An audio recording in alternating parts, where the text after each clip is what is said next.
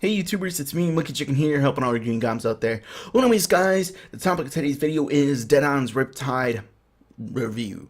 And I like to break these reviews up into 5 different little parts. The features that are unique to the game, the campaign, multiplayer, gameplay, and graphics and animations. With that, let's go and start off with the unique features to this game.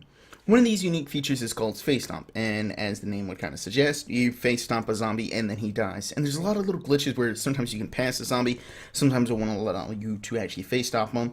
So I'm going to have to give this feature a 4. And then there's also another feature called the air punch, where if you're above a zombie, you can jump into the air and, as it would suggest, punch him in the face, which should kill him. But there's a lot of times where you kind of hover in the air and you just kind of like 360 spin and just hold there mid-air, and the zombies just kill you. It's very glitchy. So I'm going to have to give that feature a 3. And the overall features of that are unique to this game, I'm going to have to give a 4. And with that, let's go and move on to campaign. The length of this campaign, including side missions and the overall game itself, I'm going to have to give a 9. I felt that this game was amazing. They gave you a lot of infinite missions to where like you have to find certain items over and over again to gain XP and money, all that kind of stuff. And then they had little side missions, story plots where you had to find certain people or help certain people do certain things. And I felt the length was pretty good.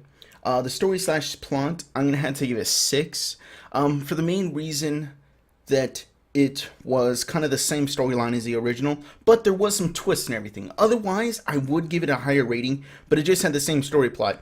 You get onto the island, there's zombies, you get off the island, and yeah, it was pretty much it. But there was a few twists and turns that I did like, so that's why I gave it a 6 instead of something lower, but overall, not too bad. Fun slash scare, my overall enjoyment, how scared I was, how much fun I had playing this game, and I'm going to have to give this 8. There was plenty of times where zombies jumped out at me, there was plenty of times where I didn't even know where they were, and they just scared me. And there's also fun times where me and my friends were facing off against hordes of zombies, blowing their heads off, breaking their arms, just fun, good times. So the overall campaign, I'm gonna have to give that one an 8. It was quite enjoyable. The multiplayer, connection-wise, it was actually really bad. And just for you guys to know, it's a co-op game. There was no PvP. So overall connection, I'm gonna give it a 5. There was a lot of times where people would freeze or lag out or get booted from the game. There was no real stable connection within the game itself, so I'm gonna have to give it a 5. And balance, that usually equates to a PvP based game, but it's not here, so that's an A.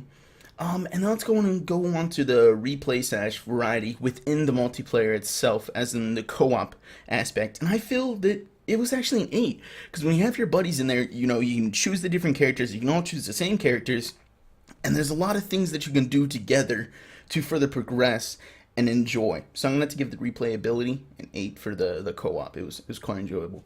Overall multiplayer, I'm going to have to give a 6.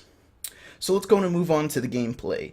This first one is gun handlement, which also includes like weapons themselves, you know, where the clubs, the blades, the throwing knives, the actual guns themselves, all that kind of good stuff.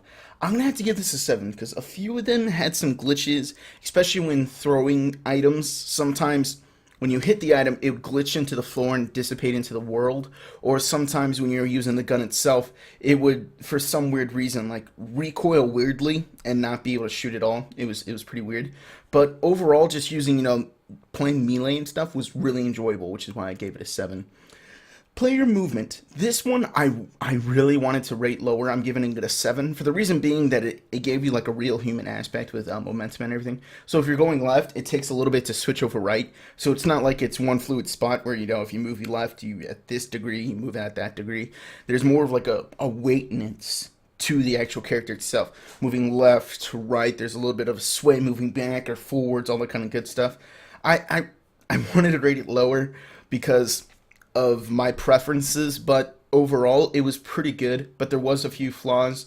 For instance, when you were climbing ladders or jumping over boxes, there was a lot of times where you jump on them or climb the ladder and you get pushed off for some reason. It wasn't like there was a barrier there because the missions were up said ladders or over the boxes, so you were meant to go over these things. But yeah, so with that overall gameplay, I'm gonna have to rate it a 7.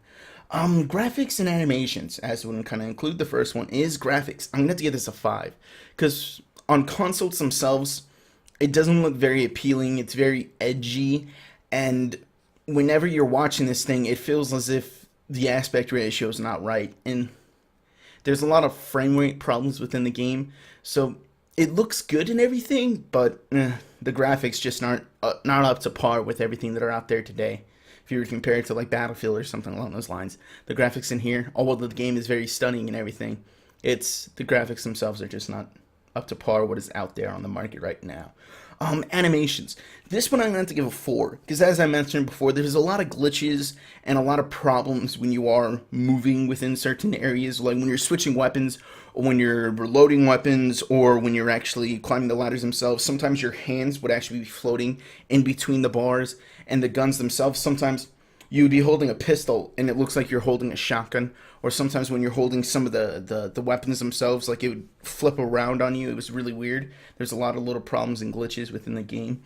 But overall, my overall rating on this game, I'm going to have to give a 6.5. It was still really fun for me personally. If you enjoy playing zombies, you enjoy bashing heads, you enjoy playing with your friends, if you can look over a few of the problems that are within this game, I'm fairly sure you will enjoy it as much as I have. I know the rating is low for as much enthusiasm that I am giving off for the game. It really was fun playing, but there was just a lot of problems with it, which is why it required the low rating.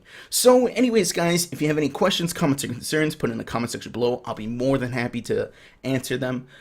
So we reached the end of this review. So like the video if you liked it, or if you found it helpful. Subscribe to me if you want to see more of my videos, and don't forget to tell your friends about me. And if you want to stay updated on all my videos and everything that I'm doing, follow me on Twitter. It's at xXMonkeyDragon. Link to it will be in the description. Well, anyways, guys, I'm Monkey Dragon. Sorry, love the guy.